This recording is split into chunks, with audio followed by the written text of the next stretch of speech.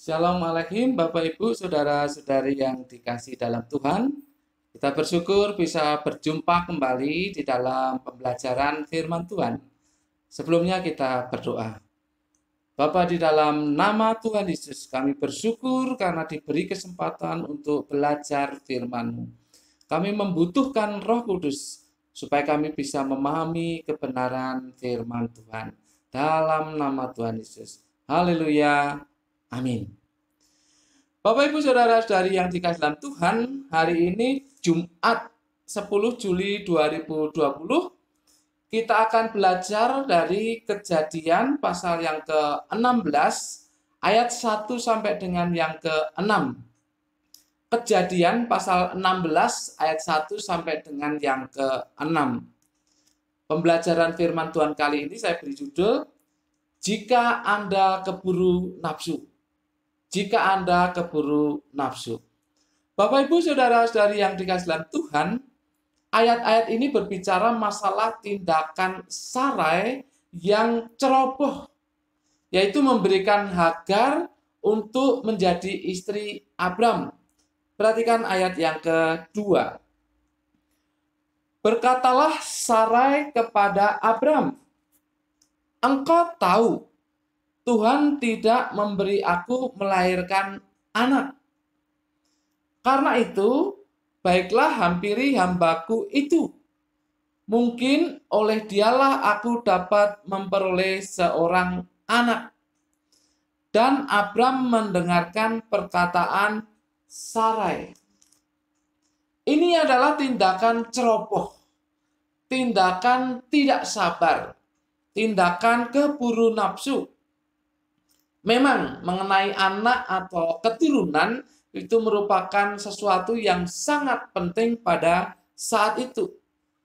Tetapi bukankah Tuhan sudah berjanji kepada Abram mengenai seorang anak atau keturunan?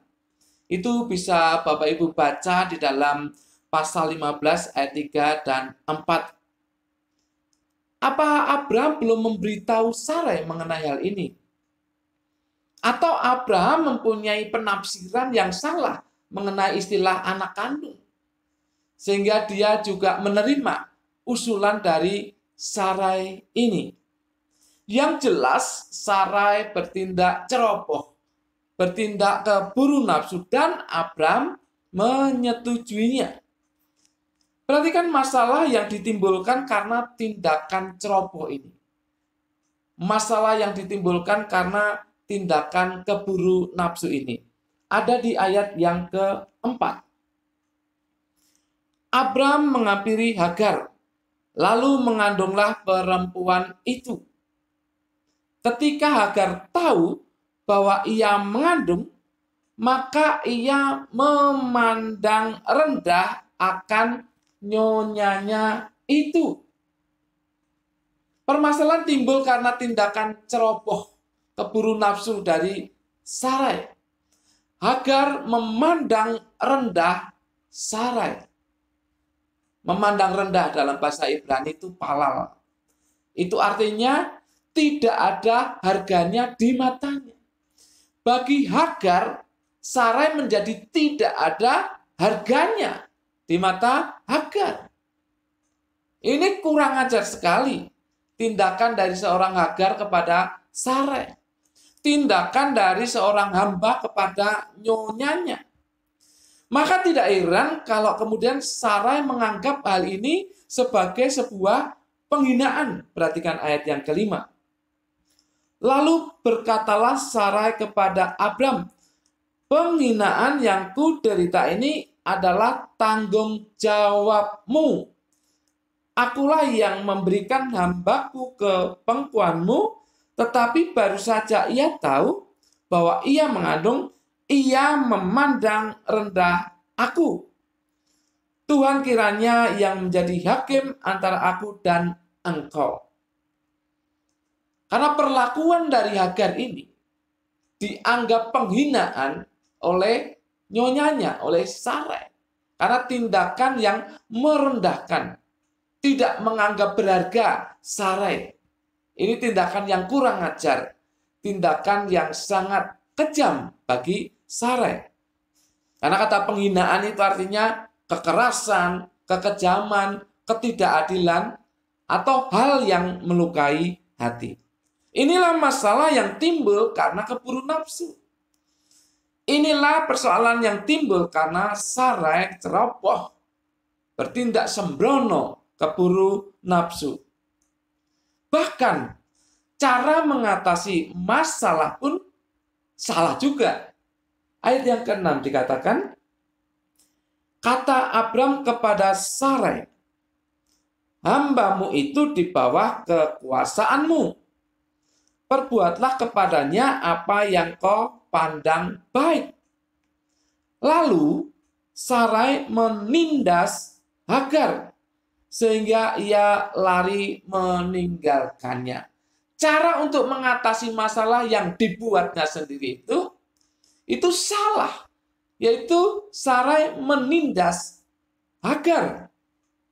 Kata menindas dalam bahasa Ibrani, anak, itu secara literal artinya menekan sesuatu sampai bengkok. Jika dikaitkan dengan seseorang, itu artinya memberi tekanan yang luar biasa pada seseorang sampai orang tersebut patah semangat. Jelas ini tindakan yang salah. Jelas ini cara mengatasi masalah yang salah. Apapun alasannya. Apapun alasannya.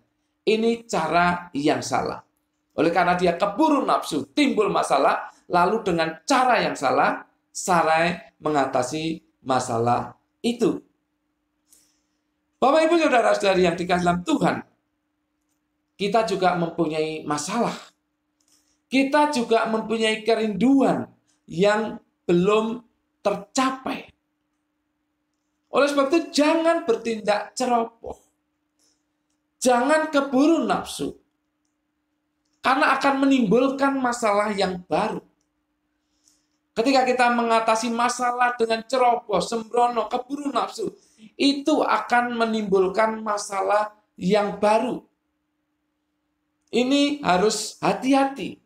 Kita harus hati-hati ketika menghadapi persoalan, ketika menghadapi masalah, ketika menghadapi himpitan, ketika menghadapi tekanan. Kita harus hati-hati, jangan keburu nafsu. Tahan, sabar, jangan emosi. Karena kalau kita salah, akan timbul masalah yang baru. Oleh sebab itu, mari kita berdoa kepada Tuhan ketika ada masalah. Kita minta hikmat Tuhan ketika ada masalah. Kita sabar menunggu waktu Tuhan ketika ada masalah. Yakinlah bahwa Tuhan mendengar apa yang kita sampaikan. Yakinlah bahwa Tuhan memperhatikan apa yang menjadi pergumulan kita. Yakinlah bahwa Tuhan memperhatikan kehidupan kita yang mempunyai masalah. Oleh sebab itu, jangan bertindak sembrono. Jangan keburu nafsu, jangan memakai kemauan sendiri, kehendak sendiri, akal pikiran sendiri. Karena itu akan menimbulkan masalah yang baru. Sekali lagi, berdoa, minta hikmat kepada Tuhan, dan sabar menunggu waktu Tuhan. Maka Tuhan akan memberikan hikmat kepada kita untuk mengatasi masalah yang kita alami.